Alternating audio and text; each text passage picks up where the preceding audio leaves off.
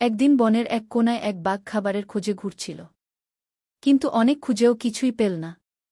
হঠাৎ সে একটি শিয়ালকে দেখতে পেল, যার পেট ভালোই ভরা মনে হচ্ছিল। বাঘ বলল, এই শিয়াল, তুই কোথা থেকে এত মজা করে খেয়ে আসলি? শিয়াল হেসে বলল, আমি এক গোপন জায়গা থেকে মুরগি খেয়ে এসেছি।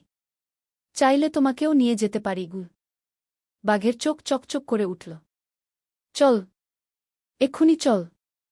শিয়াল বাঘকে নিয়ে এক গ্রামের দিকে চল। সেখানে এক বাড়ির পাশের খাঁচায় মুরগি ছিল।